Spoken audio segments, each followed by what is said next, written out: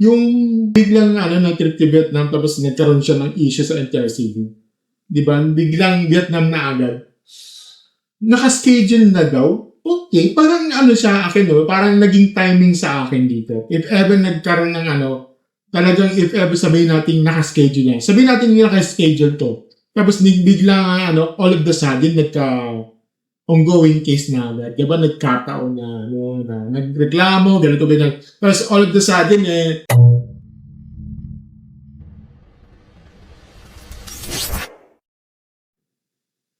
Hello mga stories, welcome back sa isang random reaction channel mga stories. Kapala si Martin, at for today's video, bibigyan natin ng mga ng mga trending na usapin natin, at bibigyan tayo ng mga prakang opinion dito. So, tungkol ito kay Nervous, pasamantalang absent daw sa Showtime, habang may gumugulong ng ongoing sa issue, yung sa programa ng NTRCB. Pero bago tayo pumunta dyan, gusto ko lang munang daanan ng mabilis ito na mas mabigat ang usapin na dapat talaga natin seryosohin. So may post ito ni Attorney Orly Vicente Montalban, NTM, tungkol sa pagdilig sa si Sir Timoteo Jumanayo, isang maritime instructor ng Aklan Polytechnic College sa nasawi man matapos ang pananakit ng isang 19 years old na estudyante. So pero bago tayo tatapon, let's make a moment of silence para dito sa ating teacher na si Sir Timoteo.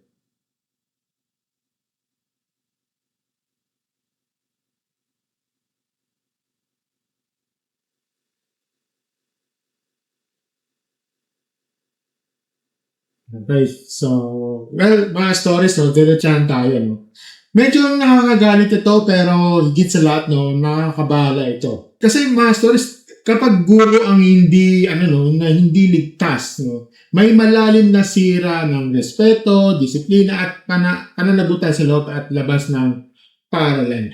Okay? Hindi pwedeng normalin ang ganitong balita. Hindi pwedeng isa naman itong dadaan sa newsfeed, tapos makakalimutan na lang ito pagkatapos ng ilang araw, okay?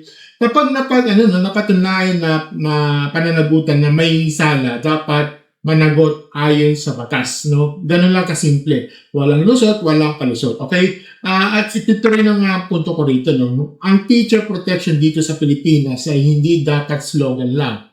Dapat may malinaw na polisiya, security protocols, mga konkretong proteksyon, at para sa mga guro, di ba? Kasi mga guro, mga stories, hindi lang empleyado dito. Sila ang humuhubog ng kabataan. Kapag sila mismo ang nabibiktima ng karahasan, ibig sabihin, may seryoso tayong problema bilang lipuno, di ba? So, yun lang ang masasabi ko lang dito, At kung sa mga kami ang mga castors dito, kami nakikiramay sa inyo, sa mga pamilyang itong talagang kwento, dahil hindi namin nagustuhan ng mga ganitong sitwasyon. So kami ay nakikiramay sa inyo. Maraming salamat po. Ngayon, punta na tayo dito sa main topic nito. Ayon sa ulat ng publiko, pansamantalang absent daw si Member Vice Ganda sa Showtime, pero ayon sa source, matagal na raw naka-schedule sa kanyang trip to Vietnam bago pa lumala o umabot ng mas mataas na atensyon ng ongoing case na programa sa NTRCB. Parang may timing sa akin dito. Pero anyway, sige. Ayon sa ulat, umalis si Vice noong Tuesday, okay? Kasama ang mga kaibigan at inaasahang babalik next week.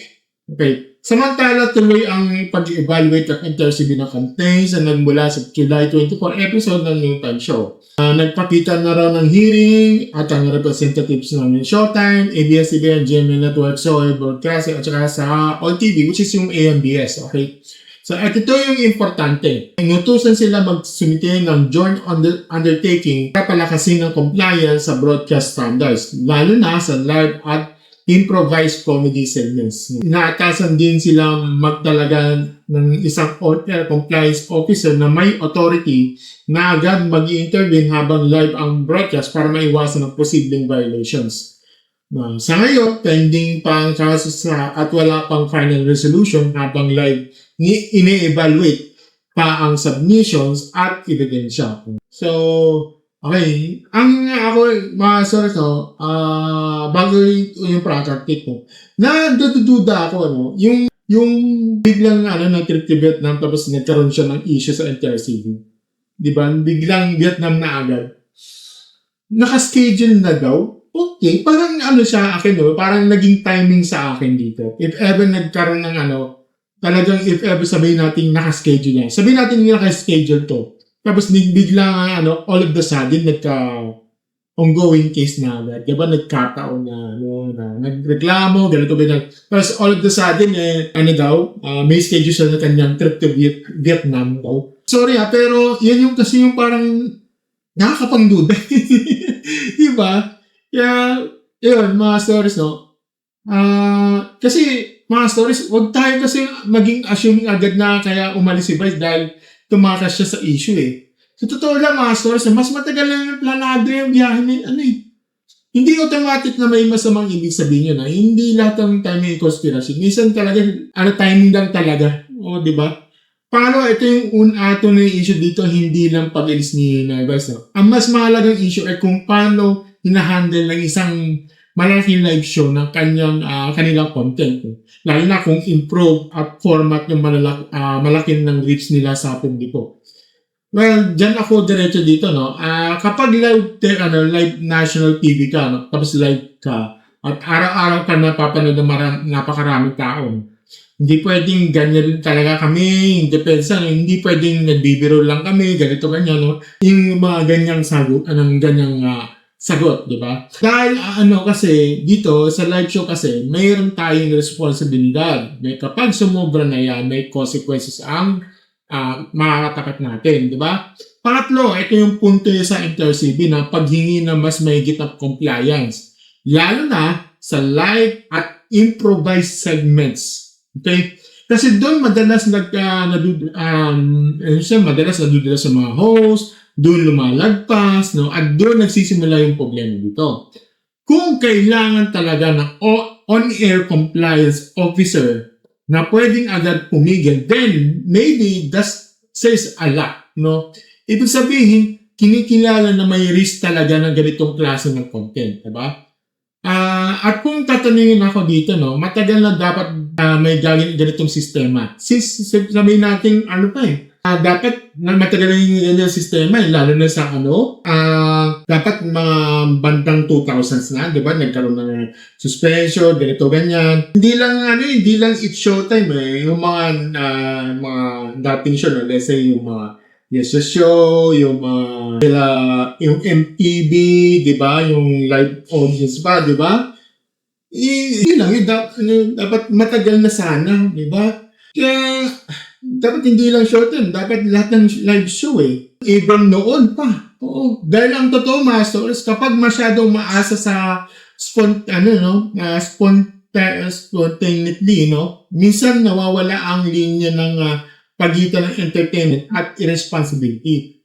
Pangapat, ito wag ding OA sa publiko, Kasi when di porket absent si Vice, ibig sabihin, guilty na siya sa may tinataguan na, mga stories at pending ito pang, pending pa yung kaso, At saka wala pang final ruling.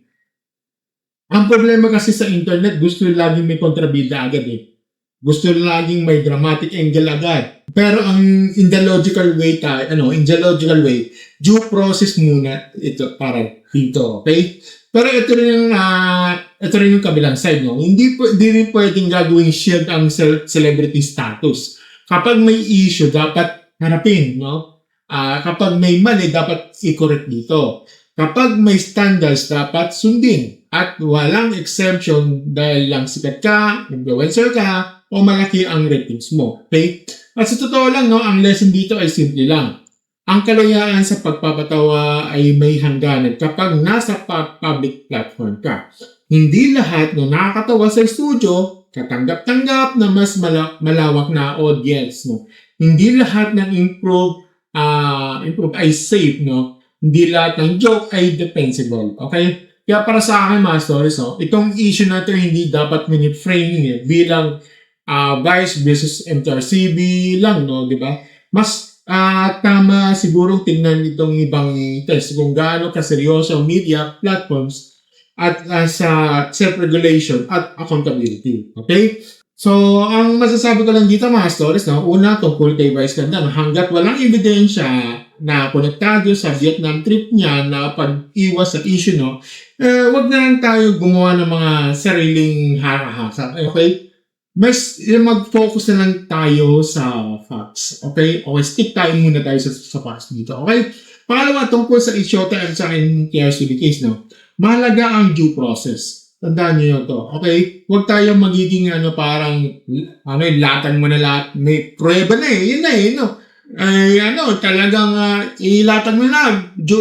Guilty na agad. Hatulan na agad. Hindi pwede kasi yun. Kailangan meron tayong due process. Pero mahalaga rin ang accountability dito. Okay? Kung may pagkukulang yan, ayusin ninyo. Kung may butas man yung sistema, kapalan, kung may standards, dapat sundin yun. Okay? Pangatlo, ito yung mas mabigat dito, no? Habang abala ang marami sa showbiz controversies, no? May mga mas seryosong issue tulad ng mga laban sa guro, hindi dapat matatabunan, okay? Hindi masamang pag-usapan ang entertainment use, no? Pero sana marunong din tayo magbigay ng timbang at mas importanteng usapin sa lipunan. Sa madaling salita, no? Sa vice issue, no? Facts muna bago ka. Sa MTRCB issue, standards muna bago depensa.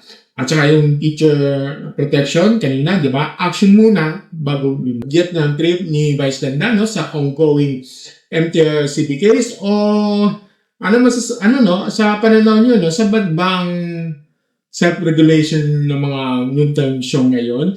So, comment down below, no? Babasahin natin yan, no? Okay? So, gusto yung mga straight to the point, commentary, real talk, at walang paligoy-ligoy. Don't forget to like, share, subscribe sa ating channel, and click notification button sa baba. And be part of mga Castors membership plan for as low as 39 pesos a month, no? Early videos, fresh kondaran yung videos. Hindi lang yun, sa 39 pesos, mayroon tayo 159 at 399 pesos a month, no? Para sa mga exclusive videos para doon. Okay? I also might, as always, mga stars. Thank you and have a great day, stars. Bye.